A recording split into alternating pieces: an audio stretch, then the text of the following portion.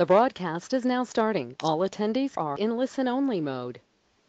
Welcome and thank you for joining us for our 1-hour complimentary webinar about the newly released Breeze Incident Analyst version 3.0. My name is Tiffany Stefanescu and I'm joined by my colleague, Dr. Chigo Jing. To give you an outline of what we'll be discussing today, I'll first give you a quick introduction of who we are as Breeze Software, and then Dr. Jing will provide you with an overview of Breeze Incident Analyst version 3.0, including the many new features and tools available.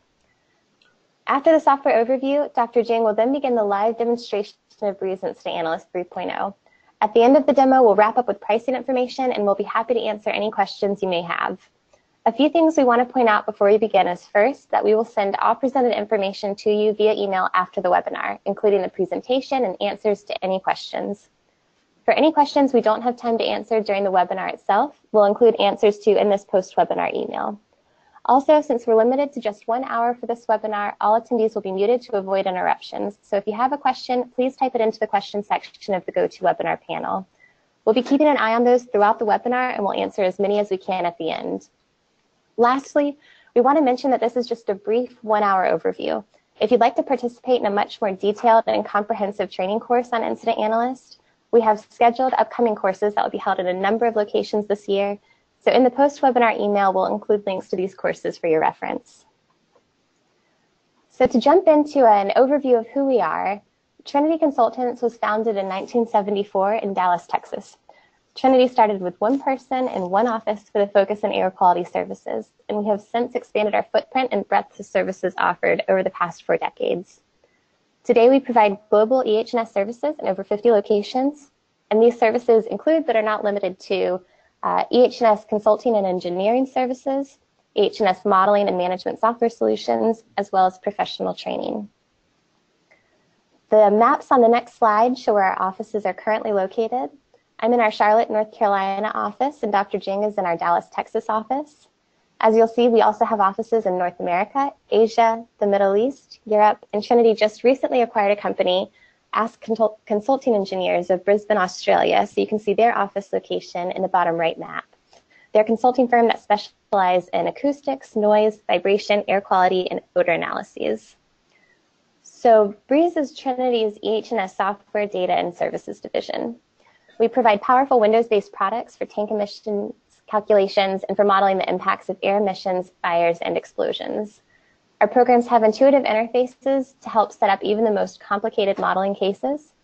And our modeling programs offer sophisticated setup and results presentation tools, such as 2D and 3D visualization, data processing tools, the ability to export to Google Earth, and much more. And many of these you'll see during today's demonstration. Similar to Trinity, Breeze started with a focus on air dispersion modeling programs, but today, over 4,000 professionals in 90 countries worldwide use Breeze software to assess the impacts of air emissions, fires, and explosions, as well as for conducting tank emissions calculations. So to give you a quick overview of the programs we offer as well as the services, first, we offer air dispersion modeling software for continuous emissions. The programs that fall into this category are Breeze AirMod, Breeze CalPuff, and the screening models AirScreen and Screen3. We also offer related tools, Breeze AirMet, Downwash Analyst, NetView, and 3D Analyst. And these are in particular related to Breeze AirMod. We also offer modeling software to assess the impacts from mobile emissions. Breeze Roads falls into this category. Breeze Roads includes the Caline series of models. And we also offer Breeze Risk Analyst for conducting human health risk assessments. And Risk Analyst is a good companion program for Breeze AirMod, as your Breeze AirMod files can be used in Breeze Risk Analyst to conduct that human health risk assessment. We also offer risk management and emergency response software for accidental chemical release hazard and consequence analyses. Breeze Incident Analyst and LFG Fire Risk fall into this category. Both Incident Analyst and LFG Fire Risk can be used to assess the impacts from accidental toxic releases and fires, but out of these two, only Incident Analyst can be used to assess the impacts from vapor cloud explosions. And in terms of explosions, we offer Breeze XDAM for conducting explosion damage and injury assessments. Breeze XDAM is our sophisticated 3D explosion consequence modeling suite. It consists of 4 different modules that are available for purchase separately. And with it, users can predict the structural damage and personnel injury caused by high explosives and vapor cloud explosions. We also offer Breeze FASDIP, which is a companion tool for Breeze XSTAN and can be used to calculate vulnerability parameters for different materials that can be used in Breeze XSTAN. In addition to all of these modeling programs, we offer a number of services.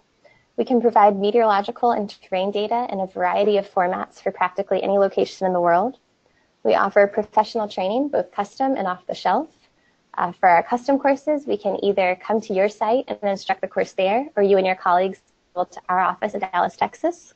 And we also can provide custom training online.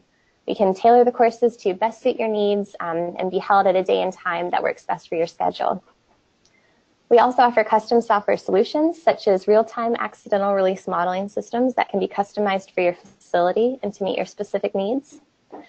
And we offer advanced EH&S impact modeling services, and we work on a variety of modeling projects for clients around the world, including assessing the impacts from air dispersion, fires, and explosions.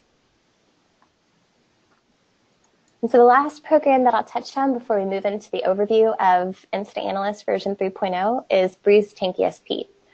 Tank ESP is new to our Breeze software line. In October 2017, Trinity Consultants acquired TGB Partnership. So from then moving forward, Breeze has began handling the sales and development of Tank ESP. On January 15th of this year, Breeze released the Tank ESP software product suite version 5.0, and this includes a number of enhancements and new tools, including revised calculation methodologies and new pure chemical and meteorological data sets, 3 worst-case short-term emission calculation methods based on technical guidance from API and TCEQ, and much more. And in addition to these new enhancements, Tank ESP previously was only available for purchase as Tank ESP database, and now we have Tank ESP is available for purchase as 3 different editions. We have Tank ESP Pro, which is the successor to Tank ESP database, as well as Tank ESP FX and LT. So that provides you with an overview of who we are and the offerings that we provide. So with that, I'll pass the ball to Dr. Jing, who will provide you with information about the new features of Breeze Incident Analyst 3.0, as well as the live demonstration. Thanks, Tiffany, for the overview and introduction. My name is Qiguo Jing. I will be providing an overview of the capabilities of the software, the technical details on how exactly it provides those capabilities, a summary of new functions of version 3.0, and then a live demonstration of Breeze Incident Analyst 3.0. First, as a general purpose of Incident Analyst, it is a consequence modeling software that simulates the effects of chemical releases from emergency response and planning purposes. It is particularly useful for US EPA RMP modeling, when US EPA's RMP comp or Aloha gives you too conservative effects, and you need refined models to get more realistic results. Primarily, Breeze Incident Analyst addresses 3 types of hazards: the dispersion of toxic or flammable vapor or gas, the thermal radiation and temperature rise of fire hazards, and the last, the blast overpressure of explosion from vapor cloud explosions. In terms of the dispersion modeling capabilities included within Incident Analyst, there are a variety of models that evaluates toxicity or flammability of contaminated air by modeling the movement and dispersion of a chemical gas cloud. For example, within Incident Analyst, you will have the ability to model a variety of source types and chemical types. You will be able to model either pure chemical or chemical mixture. Incident Analyst includes a comprehensive chemical database that has over 180 built-in chemicals. You can select one of those chemicals and model it. You can modify them and update their properties. And you can add new chemicals into the database and compose new chemical mixtures based on those existing pure chemicals. With the Incident Analyst, you can model impacts of buoyant, neutrally buoyant, or dense gas releases. Besides, you can choose the release type, whether it is a ground level or an elevated release, whether it is a horizontal or vertical jet release, whether it is diked or undiked liquid pool, and whether the release is from pipeline, tank leak, pipe rupture, relief valve, etc. All the dispersion models in Incident Analyst can calculate the area of toxic flammable hazards and the concentrations at user-defined locations.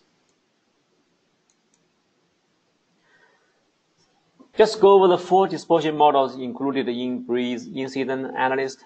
These models provide a wider range of capabilities for you. When it comes to refined modeling, you will always be able to find a model that suits your particular case. For the neutrally buoyant models, we have INPUF and FTOX. INPUF is developed by US EPA. It models dispersion of neutrally buoyant gases from stack, jet sources. INPUF is equipped to handle moving sources, deposition and settling, variable emission rates, and more. And FTOX is developed by US Air Force.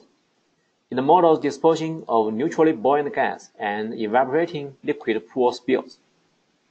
And for the dense gas and two-phase flow, that is gas and liquid, we have DEGDIS and SLAB. DEGDIS is developed by US EPA and provides dense gas and aerosol dispersion modeling from source types including jets. And SLAB is developed by Lawrence Liverpool National Lab. It is equipped to handle dense gas scenarios, including evaporating pool and jet releases. Moving on to the fire modeling capabilities, there are 4 fire models included in Incident Analyst, and these provide users the ability to assess the impact from the pool fires, both confined and unconfined, jet fires, and fireballs from BLEVEs, the boiling liquid expanding vapor explosion. All fire models can predict the thermal radiation produced by the fire, including the radiance within which a specified radiation level will be exceeded. Additionally, the BLEVE model provides a total amount of thermal radiation exposure over a given time, and the confined pool model will calculate the temperature rise of various types of substances that are exposed to the fire. Those models will determine the area of dangerous, destructive thermal effects and radiation level at specific points during the model setup process. As for the models included, similar to the dispersion models, the fire models are applicable to many different situations and providing users a variety of options to set up the model run. For example, liquid or dense gas that are confined, such as in a burning storage tank or by a dike, can be modeled with the confined pool fire model.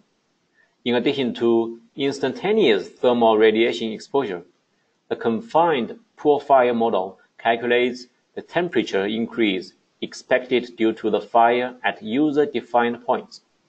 Users can specify the material and thickness, for example, a 10 centimeter thick steel plate, in order to generate a precise temperature rise estimate. For cases in which a burning pool of liquid or dense gas is free to spread, i.e., that is not blocked by walls or dikes, the unconfined pool fire model can be used. Pool spreading is modeled taking into account factors such as wind speed that can affect the spreading rate. Thermal radiation exposure is calculated over time, frequently increasing with time as spreading produces a fire with greater surface area exposed to the air. The jet fire model allows a wide range of fire sources to be modeled, including flares, pipeline leaks, ruptures, and well blowouts. In addition to gas composition and release rate, the model takes into account factors such as tilting of the flame due to wind speed and height above ground level. And the Blavy fire model can model fireballs from Blavies. The pool fire and jet fire model are developed by Gas Research Institute, and the Blavy fire model is developed by US EPA.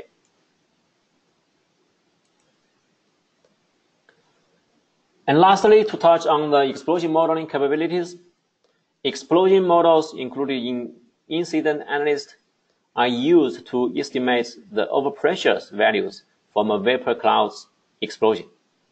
There are a variety of models ranging from a simple distance model to more refined models. These models calculate the blast overpressure created by vapor cloud explosions and calculate area of dangerous and destructive overpressure and overpressure levels at user-specified locations during the model setup. On the simple end of the spectrum, we have TNT equivalency models.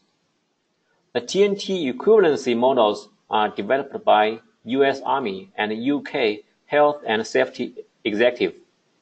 Those models are suitable for situations in which limited characteristics of an explosive vapor cloud are known, or in which a conservative estimate of blast effects is desired. As such, they are suitable for US EPA RMP modeling. On the complex end of the spectrum, we have TNO multi-energy model and Baker-Strelotang model.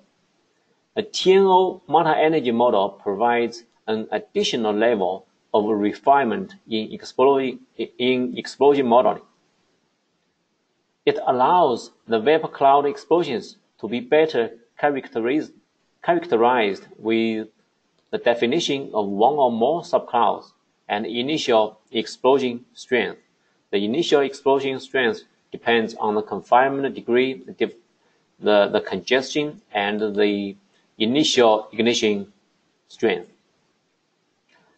The Baker-Strelotang model provides a powerful tool for simulating vapor cloud explosions that accounts for the degree of confinement, which is a key factor in determining whether a flash fire or a true explosion will occur.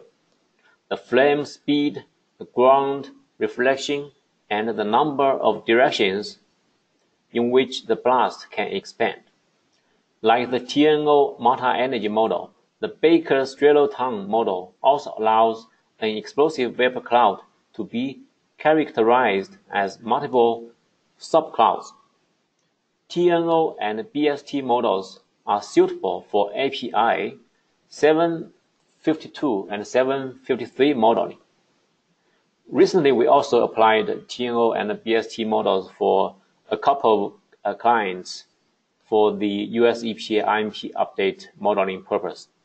It seems that the authority agency is accepting the results as long as we can justify the methodology.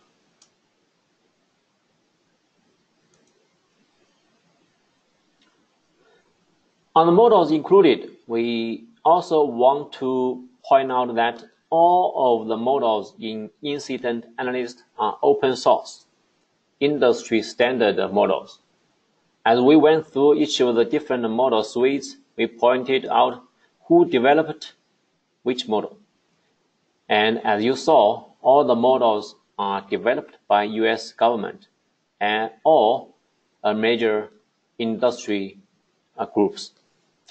All the models also have global credibility.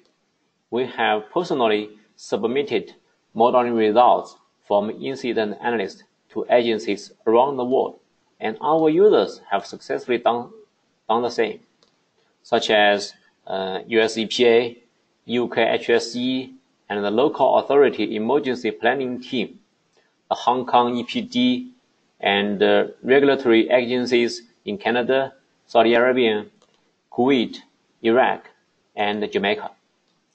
These are just a few. There are many more, but we just want to bring attention to these and highlight them in particular.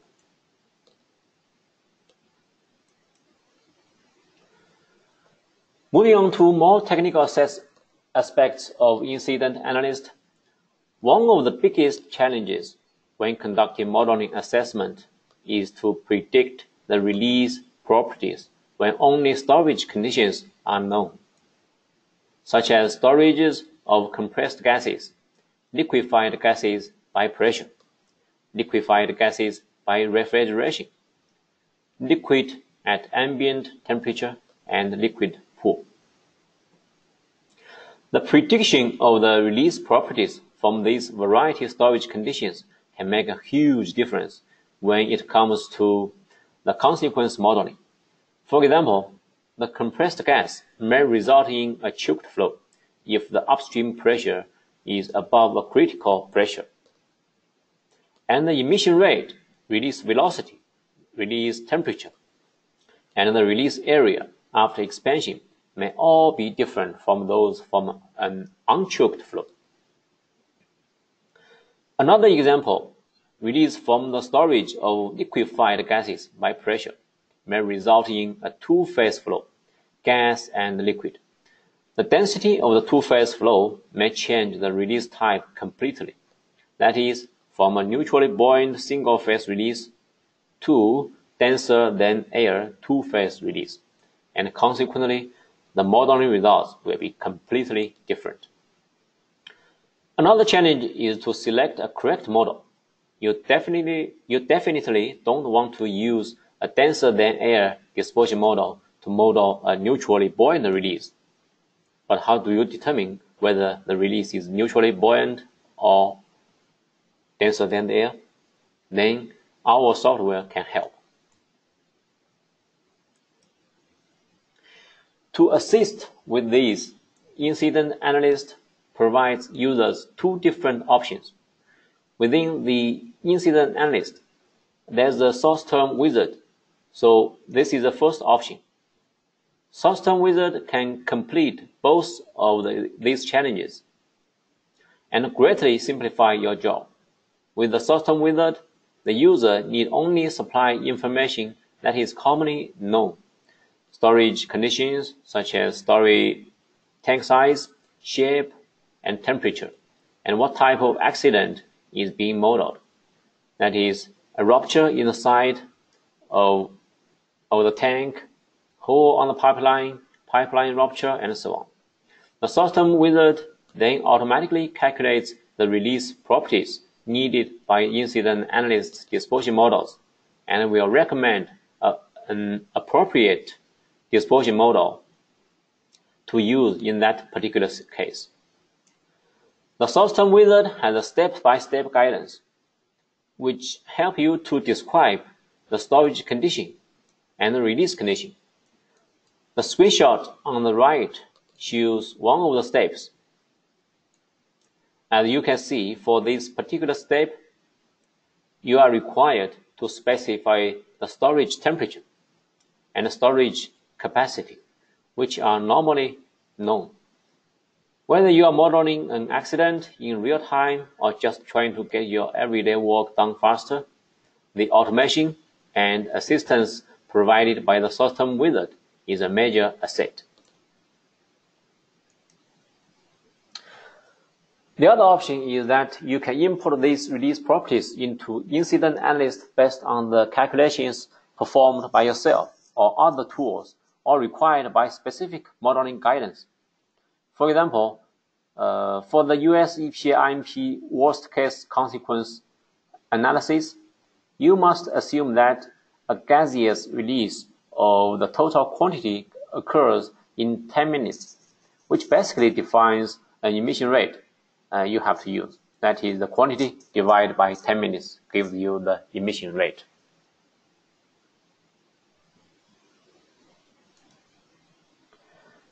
Incident Analyst utilizes a post-processing program called 3D Analyst. 3D Analyst provides users with many different options for displaying and analyzing your modeling results. Graphical output, in particular, is an important tool for conveying the meaning of the results. And within the 3D Analyst, you have many options for graphically displaying your modeling results. For example, you can display the results contours overlaid on the base map as shown on the image of the screen. You can show the risk radii on the base map. You can also create animation of your results if you want to step into the time revolution of the plume dispersion. You can also plot your results to Google Earth and export your results as a GIS shapefile. These are a few examples of different graphical results output. The image on the left shows the concentration contour. The image on the upper right shows the endpoint distance of risk radians. And the image on the lower right shows the paths from one of the dispersion models. You can also create charts and graphs depending on what you want to see. The top two shows a bar chart and pie chart of time average concentrations. The bottom left shows the concentration at height of interest at different downwind distances. And the bottom right shows the concentration in a tabular format. And you can easily copy and paste the tabular results into Excel spreadsheet. Moving on to Breeze Incident Analyst 3.0. It includes all features we talked above. Besides, it has several new features. First, 3.0 includes a new meteorological data analysis tool, which helps you to analyze the past 3 years meteorological data. As you may know, the US EPA RMP guidance for offsite consequence analysis defines the meteorological inputs for worst case as well as alternative scenario. For worst case, the guidance assumes 1.5 meters per second and F stability, unless you can demonstrate that local meteorological data applicable to the site show a higher minimum wind or less stable atmosphere at all time during the previous 3 years. The guidance also assumes 25 Celsius temperature and 50% relative humidity. Or you must use the highest daily maximum temperature and average humidity for the site during the past 3 years.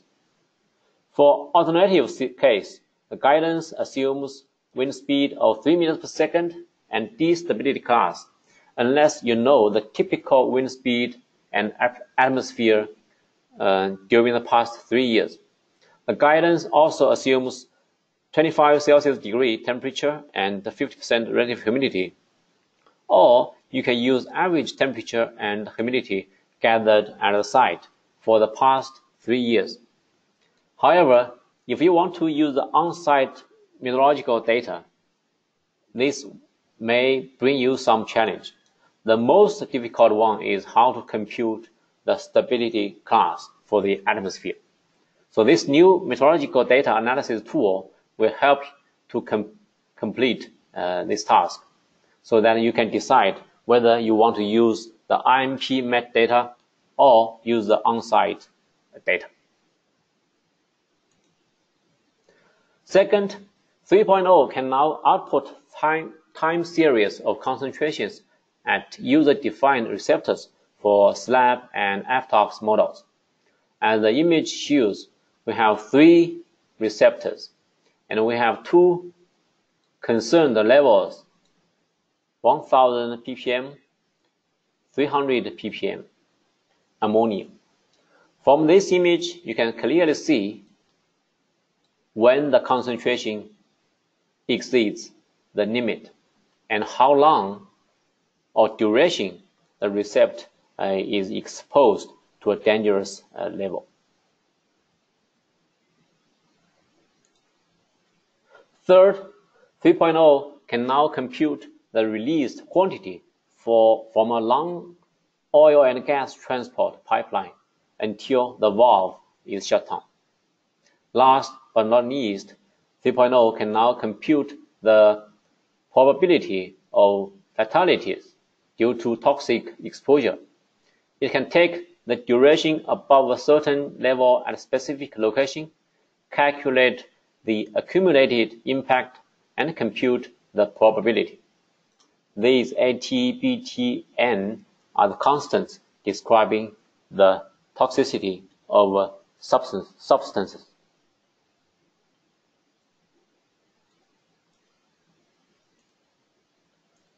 Next, we will do a live demonstration.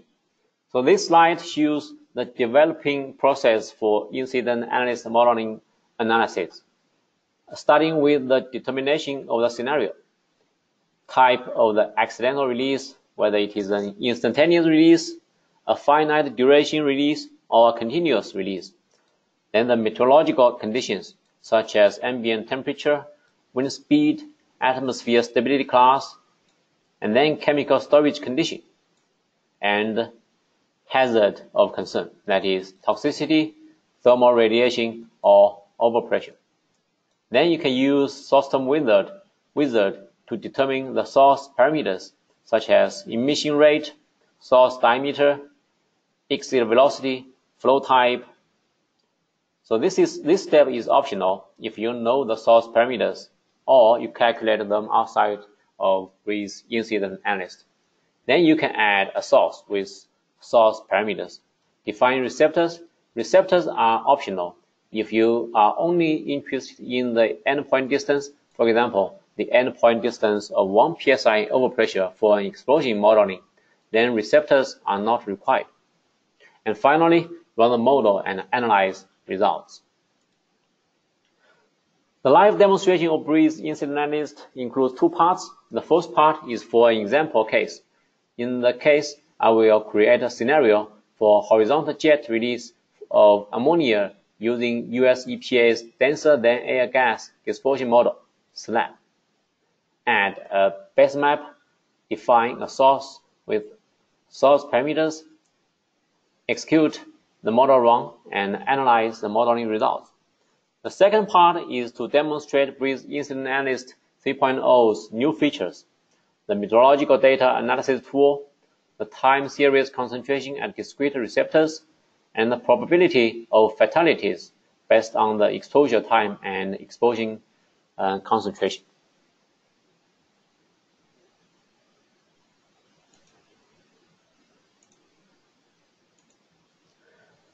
Let's first do an example case. In this Google Earth, we have an ammonia storage tank here and have a school which is just 1,000 feet away from the tank. The one pipe connected to the ammonia storage tank failed and caused a horizontal jet release of ammonia. The released ammonia is in a two-phase flow, gas and liquid, and is denser than the air. The horizontal jet lasts 381 seconds before it is being detected and stopped. We want to know if the school is impacted by the accident, so it is modeling for ammonia toxicity. With this Google Earth image, we can take a screenshot and use it as a base map in breeze incident analyst. The base map will be used in incident analyst for reference purpose. Now let's open breeze incident analyst. This is a graphical user interface of incident analyst. Go to this star page. You can see the latest news within our group, what's going on, what's happening in our group, and what's the new product release, and so on. It has the tutorial, the user guide. You can access the example projects from here. It also includes the user guide, how to set up a modeling scenario, modeling tips, and then you can access the technical models to dispersion model, fire model, and explosion models. Move to the incident tab. Now we can define the scenario. Use the date and time when the accident occurred. For our case, we just use the current date and time. The date and time does not affect the modeling results. Then we can define the coordinate system. You can either choose relative coordinate system or universal transverse Mercator UTM coordinate system. If you want to present your results into Google, you will need to use UTM. For our case, we will use UTM, and the UTM zone is 17. The chemical here is ammonia, which is already in the chemical database, in this database. So we choose it from this drop-down list. Select ammonia. Next, the meteorological data. So the ambient temperature, 306 Kelvin, pressure, relative humidity 21%, the wind direction 315, blowing from the tank towards the squall. Wind speed is 4.5 meters per second. Anemometer height is 2 meters. Stability class is neutral condition is D stability. And the surface roughness 0.003 meters. And then levels of concern. Since we are modeling the toxicity, we specify 300 ppm for the lower level, that is 300 parts per million, and 1000 ppm as the middle level, and no up level is specified.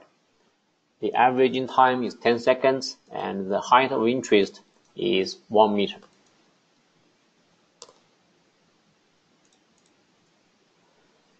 Now we can save the project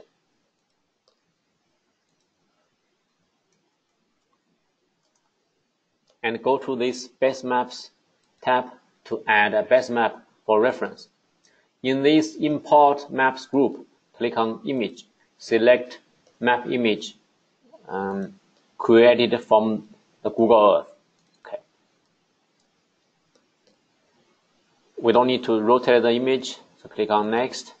And then we have two methods: provide coordinates for the southwest corner and northeast corners, or use a reference point and a known distance between 2 points.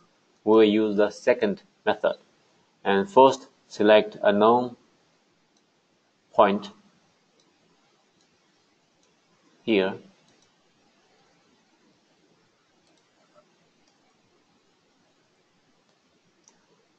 And I know it's true UTM coordinates.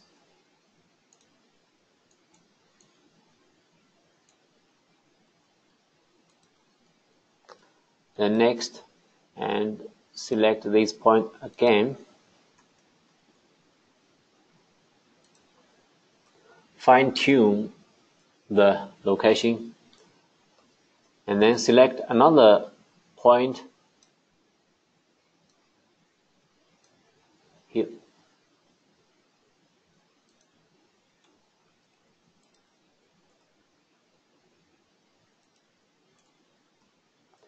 And I know the distance between these 2 points is 857.7 meters.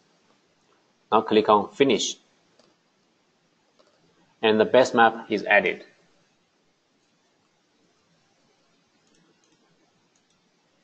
Now we can define source.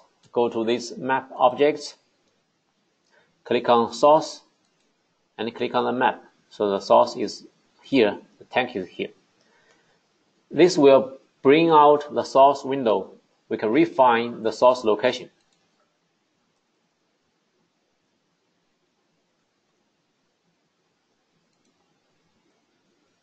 Since it is a two-phase ammonia release, and we are modeling toxicity.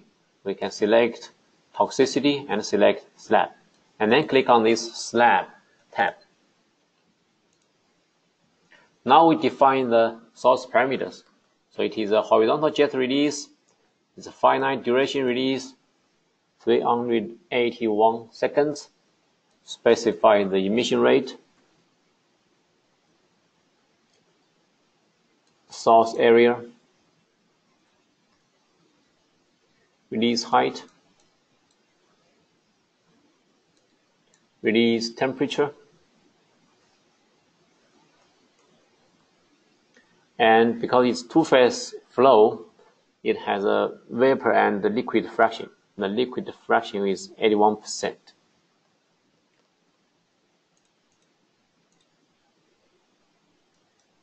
Click on OK. Since we are only interested in the endpoint distance, we don't need to specify discrete receptors or graded receptors. As such, we can run the model by click on Run Model button here. We will see the running status in this window. Typically, breeze incident analyst model run takes several seconds to several minutes. Now it says the run is successful. And we can go to the Report tab to review the details for this model. We can review the slab input file, the output file, and the summary file. The summary file is particularly useful. Okay, it has the list of the meteorological data we used, the chemical data, the release data, and level of concern, and finally, and most importantly, the results. For this case, the maximum distance to 300 ppm is 6,929 meters, and the maximum distance to 1,000 ppm is 3,422 meters. Basically, it means the school, which is only 1,000 feet, that is 333 meters away from the source, is impacted by the accident. We can also bring out Breeze 3D Analyst to view the endpoint distance and contours.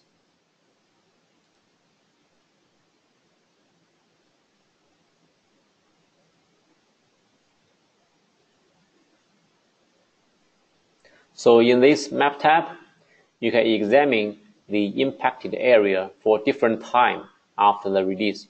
You can also examine the maximum impact. So this is the maximum impact for 300 ppm and 1000 ppm. And then you can see the time, different time after the release, the impact.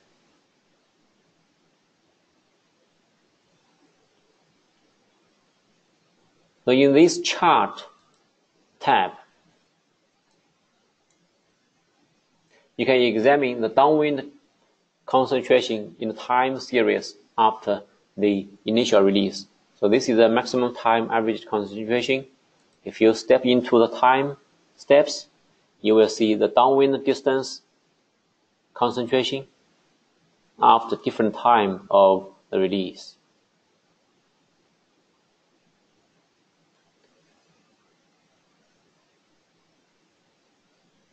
We can also plot the results into Google Earth. So go to this Data tab and click on Plot to Google Earth. Select concentration. Select maximum time average concentration, and then click on Plot. The contour and the maximum distance to 300 ppm and to 1000 ppm are plotted into Google Earth. So basically, you can use these to be presented in your report.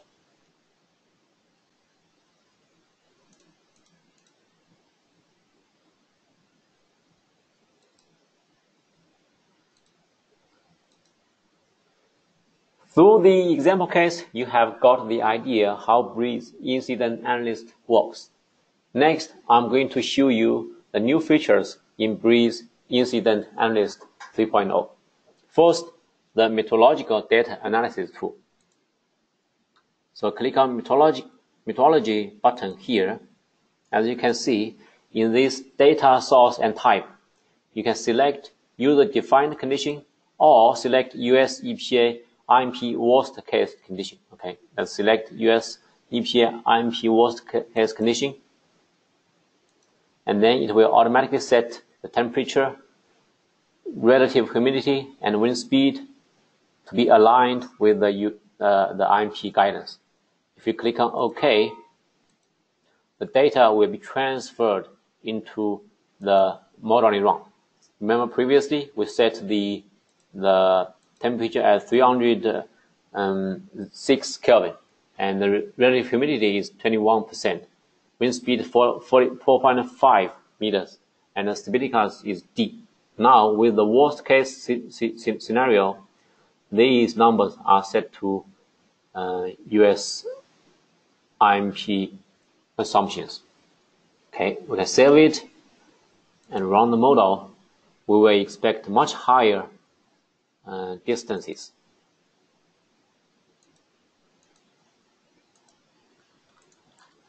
As you can see here, the endpoint distance is much higher because it's a worst case. Let's say if you don't want to use the worst case condition and you have on-site meteorological data, you can select user defined condition and click on calculate meteorological data from a CD144 file. Okay. So here, first define your on-site data location, the coordinates, longitude,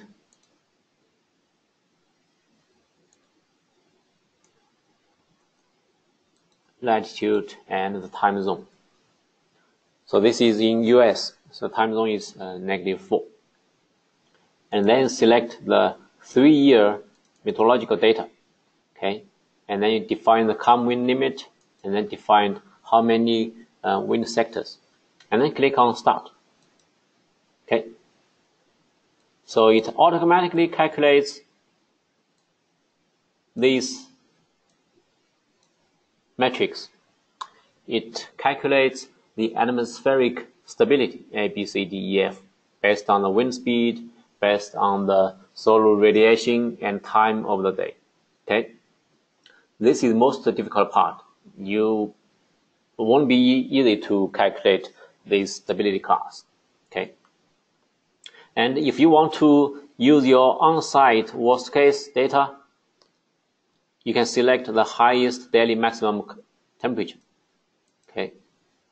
And then, as you can see, this won't give you any benefit because the highest daily maximum temperature is higher than the RMP defined 25 Celsius degree. And as you can see here, the minimum wind speed for F stability class is 0, basically calm wind. Okay, so using RMP recommended 1.5 meters per cent for this case is better, can give you better results. If you want to use the alternative scenario, basically the typical meteorological condition, you can select the most frequent atmospheric stability. It's already highlighted based on the frequency calculation for these different atmospheric stability classes. Okay, and then it will calculate the average temperature under this condition, the average wind speed under this condition. Okay, and then if you click on Apply Data to Model Inputs, it will transfer all this meteorological data to the Parameters tab. As you can see, the average temperature, average wind speed are transferred into this tab. If we click on OK, watch. Now it's the worst case is here. If we click on OK, these data will transfer into this tab. And now we are modeling the most likely case. All right. and we will expect lower results, lower impact. Click Model Run.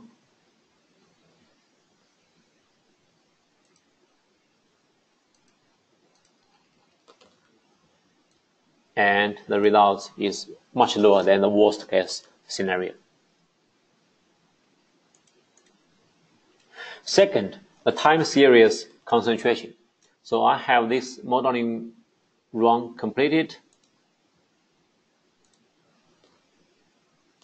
It has all the same inputs as the demonstration I showed earlier: temperature, pressure, relative humidity, wind speed, stability class, and so on.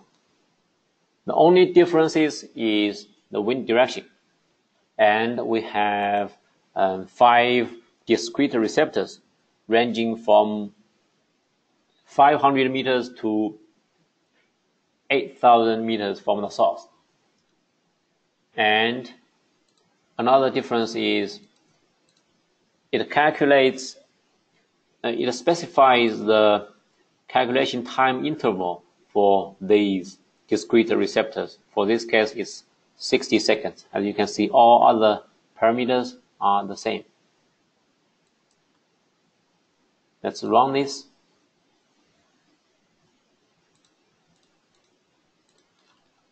The impact zone are the same, but you can now review the chart tab. It lists all these 5 discrete receptors. Select the first one. This receptor is about 8,000 meters away from the source, as you can see.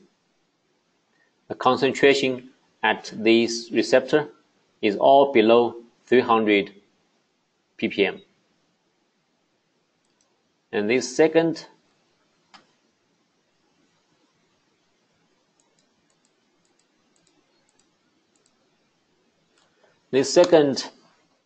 receptor is about 4,000 meters away from the source, and some of the time at this receptor the concentration is above 300 ppm, but it's still below 1,000 ppm.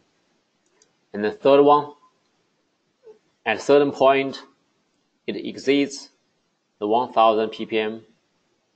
At a certain point, it exceeds 300 ppm, because this receptor is about 2,000 meters away from the source. As we approaching the source, we're getting close to the source, we will see higher and higher concentrations. Now we have the time series concentration, exceedance, duration. What do we do with this available data? We can use this chart to compute the probability of fatality, the PE value. Basically, the PE values are related to the area below the concentration curve. Okay, this is the concentration curve, and the area below the concentration curve determines the probability of fatality. So with that, we can go to this incident tab, click on probability of fatalities. You can use user-defined concentration and time of exposure. For example, let's specify 4,000 microgram per meter cube and a 30 minutes exposure time.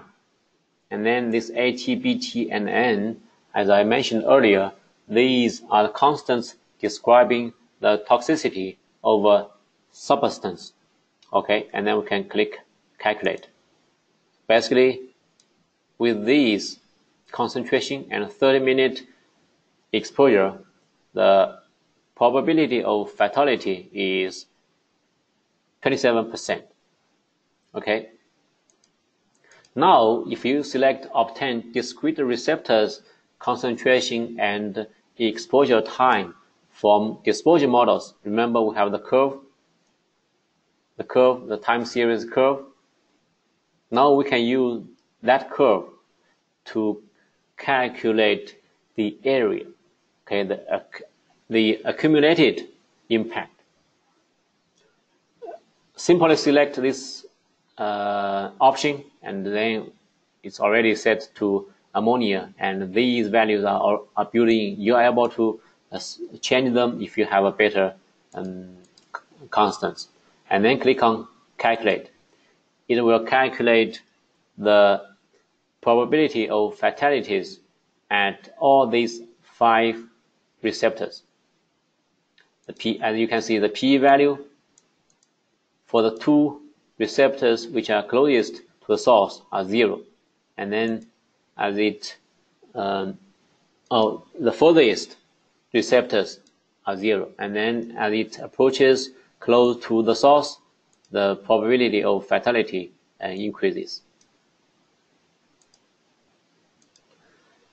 With that, I'll pass the ball back to Tiffany, and Tiffany will give you some information on the pricing.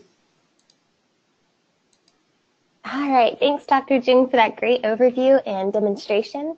So as Dr. Jing mentioned, we'll wrap up with pricing information, and we're almost to the top of the hour, so I'll go through this pretty quickly. Just as a reminder, if you have any questions, please type them into the questions section of the GoToWebinar panel. We're keeping an eye on those, and we'll be happy to answer any that you have at the end. First, one thing that I want to mention is if you have a license of Incident Analyst with valid maintenance, you'll receive access to 3.0 free of charge. So we just request that you uninstall the software currently installed on your computer prior to downloading this latest version. If your maintenance has expired, then it will need to be updated before you can access this latest version. If you're interested in updating, let us know. We'll be happy to provide you with a renewal quote. So one license of Incident Analyst, as you may have seen online, can be purchased for $4,995 US. It includes 1 year of maintenance and support, free shipping and handling of a USB hardware key, which is required in order to use the software, a comprehensive user manual, all of the features discussed today, as well as all of the dispersion, fire, and vapor cloud explosion models, the extensive chemical database, the source term wizard, as well as Breeze 3D Analyst for post-processing and creating those graphical displays of results. Another thing is if you only expect to need to use the software for a short amount of time, then we can provide you with a short-term lease of Breeze Incident Analyst. We offer 1, 3, 6, and 9-month lease options. So if you're interested in purchasing one of these short-term leases, just let us know and we'll be happy to provide the pricing to you. A few discounts that we offer. First, we offer a multiple license discount. This is valid for the purchase of 2 or more licenses of Incident Analyst within the same transaction. So with this discount, the first license will be purchased at full price, and each additional license will be discounted 50%. So for example, if you purchase 2 licenses, then essentially you'll receive a total discount of 25% on the total price. 5 licenses, a 40% discount, and so on. We also offer an academic discount. This is only applicable for universities and academies. With this discount, the software will be discounted 50%, but it's important to note that it's only valid if the software will be used solely for academic purposes. So for example, for nonprofit university-funded research or for classroom training purposes. This discount is also only valid with a signed letter on university letterhead stating the intended use of the software. In addition to these discounts, we also offer a site and enterprise license discount. This is valid for the purchase of about 8 or more licenses of Incident Analyst to be used at a single location or within one company globally. So if you're interested in purchasing multiple licenses, if you're associated with a university, or if you're interested in purchasing 8 or more licenses to be used at one single location or around the world in your offices, then please let us know and we can provide the discounted pricing to you. So with that, we will wrap up. Just as a reminder, as we mentioned earlier, the presentation slides as well as the recording will be sent to you most likely tomorrow morning. If you have any questions, feel free to respond to that email or give us a call. We'll be happy to help. We're checking right now for any questions. It doesn't look like we have any questions yet. We'll take maybe just a few more seconds in case you have any that you want to submit to us. But otherwise, the webinar has concluded, and we thank you a lot for taking time out of your day to participate and to learn more about Incident Analyst 3.0. doesn't look like we have any questions coming in quite yet. So again, as we mentioned, you can feel free to send those to us if you think of any after the webinar, or give us a call. We'll be happy to help. But thank you again for taking time out of your day. We hope you enjoy the rest of the day, and we look forward to sending the presented materials to you soon.